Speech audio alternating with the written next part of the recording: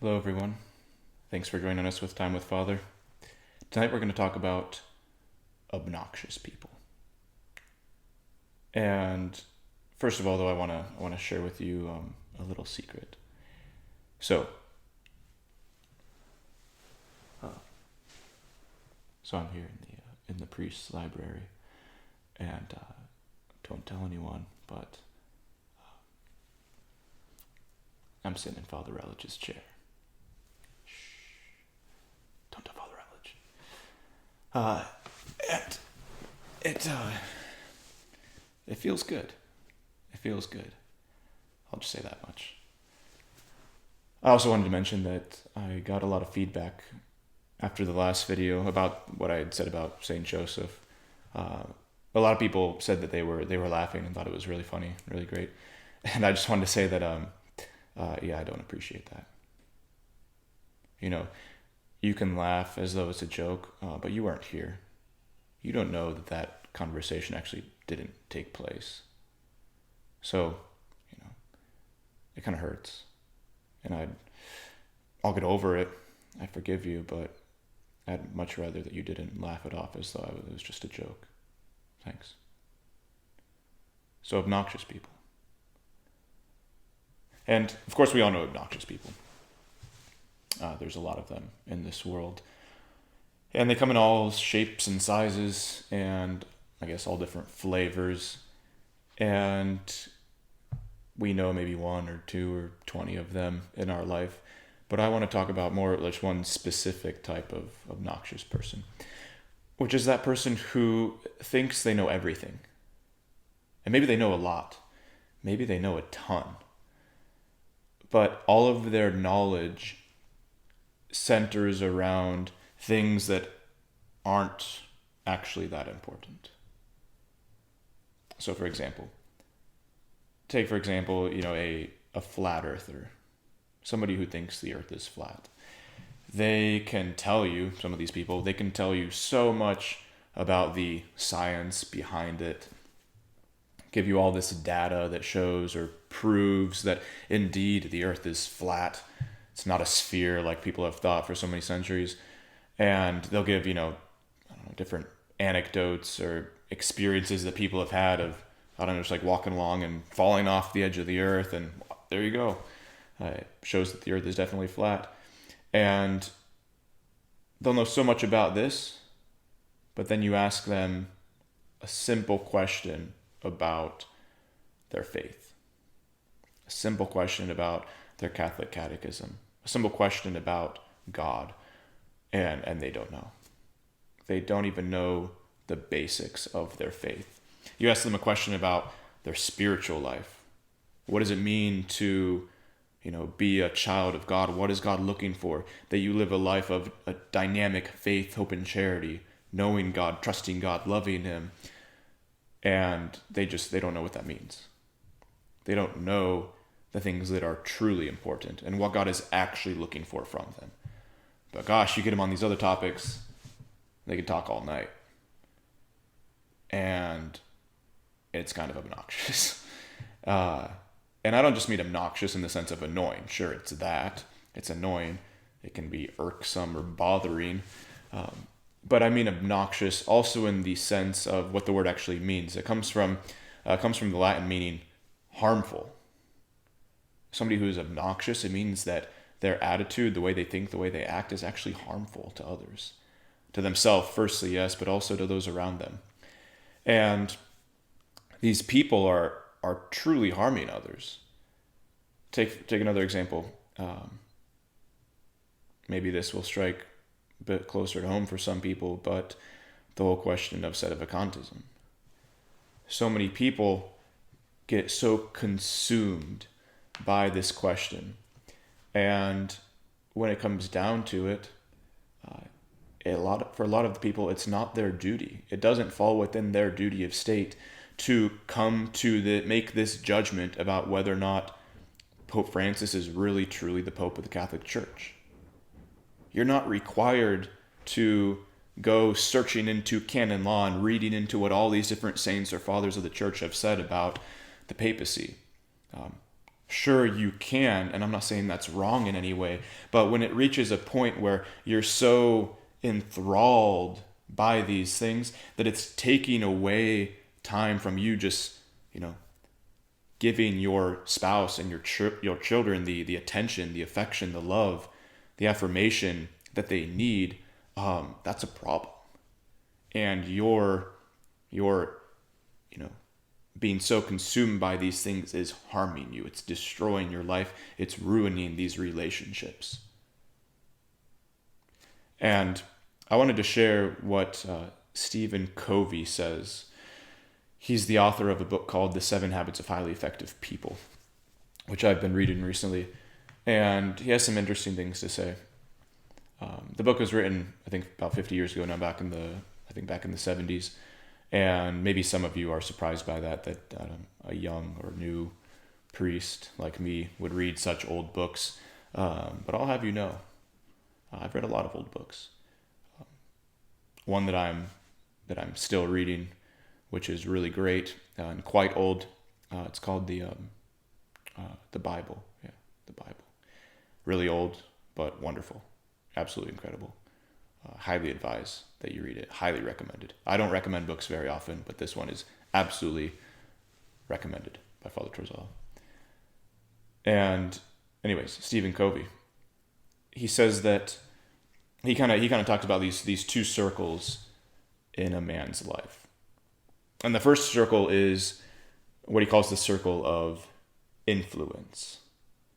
Basically, he says those are all the aspects of a man's life, all of the people, all of the situations or relationships that are actually under his influence, things he can actually make an impact upon.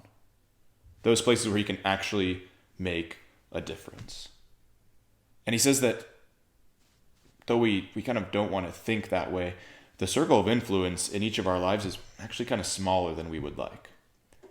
He says what's much bigger is the other circle, which is this circle of concern.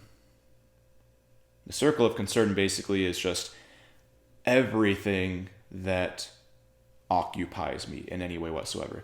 Anything that I'm thinking about, that I'm worried about, that I'm concerned about, things that I'm afraid of, things that just are clamoring or calling for or vying for my attention, my efforts, my energies in any way whatsoever. All those things fall into the circle of concern. And that circle for most of us is huge. It's very, very large. And what he says is interesting. The more you focus on this little circle of influence, the bigger it gets.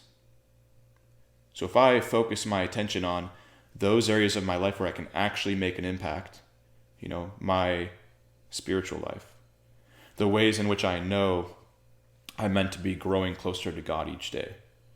Or I focus it on the relationships in my life. So for me, it's the souls that are entrusted to me. It's the other priests here in the priory. But for the father of a family or a parent, it would be their spouse, their children. Focusing their attention there on fostering thriving relationships in their life. The more you focus on those things, the more that circle of influence expands and expands and expands. It gets bigger and bigger every day. And it makes sense. If you have a thriving relationship with your children, then they are going to receive, hopefully, a good Catholic formation from their parents.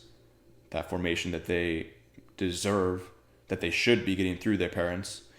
And then they're going to pass that on to their own children.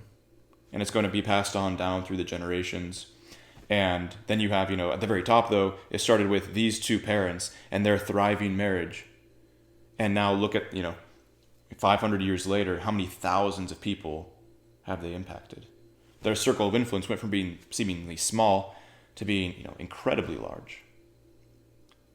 But the opposite is true as well. He says if you focus our attention on the circle of concern, those things that aren't under my impact, my direct influence, if I get absorbed by these things that are just vying for my attention, and I let myself get distracted and pulled in 1,000 different directions, my circle of influence actually diminishes, gets smaller and smaller and smaller as time goes on. which also makes perfect sense. You know, again, take this man who thinks the earth is flat. He spends all his time every day on flatearthsociety.com or whatever the website might be. And every minute that he is spending on the internet looking into these things, which I hate to say it, but are ultimately useless for him as a father of a family with his duty of state, the more time he spends on those things, every single one of those minutes is a minute that he's taking away from time spent with his spouse and with his children, giving them the love, the attention, the affection that they deserve from him. And his ability to impact their lives and make a difference in the lives of his children is getting smaller and smaller and smaller every minute he's spending on these useless things. And I hate to say it, but I mean, I think they are pretty useless, you know. Unless, I mean, I don't know, maybe knowing that the earth is flat can help, because when you let your children go outside to play, you can just, you know, give them the advice of, you know, don't run, don't go too far. But otherwise, like, all right, I don't see how this is actually going to impact or change like your life and the way you go about living your daily life, and how you go about knowing, trusting, and loving God, and fostering good, Catholic, wholesome, virtuous relationships with those that God has placed in your life. Call me dumb, but I just don't see it. So anyhow, I think it's good during this time, this stay-at-home time, to just reflect a little bit, like, and maybe rediscover those things that are in our circle of influence that we've been neglecting. And maybe our circle of influence is getting smaller and smaller, unfortunately. But now is the time, again, to examine, to stop and say, what are all the things in my life that are just pulling me in all these directions and consuming my attention, consuming my energy and all of my power, and limiting and paralyzing my ability to really make a difference in my spiritual life, to really make a difference in the lives of those God has entrusted to me. It's a time to rediscover family life.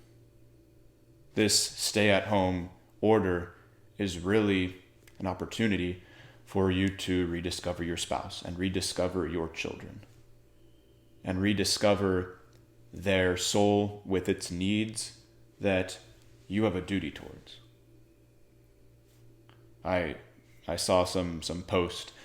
Somebody had taken a screenshot and sent a post to me of one man had said, and it was kind of funny, and he said it in a joking way, obviously, but it was a post that basically said it was early on in the days of the coronavirus, and this man, his post said, "Day 2 without sports. I found this young lady sitting on the couch in my house. Apparently she's my wife. She seems nice." And again, like I said, obviously it's a joke, but there's probably a little bit of a grain of truth in there somewhere, that these things just pull us away and consume us and take away our time from all these things that, you know, are truly important and we're actually meant to be focusing our energy on, and they've been falling to the wayside.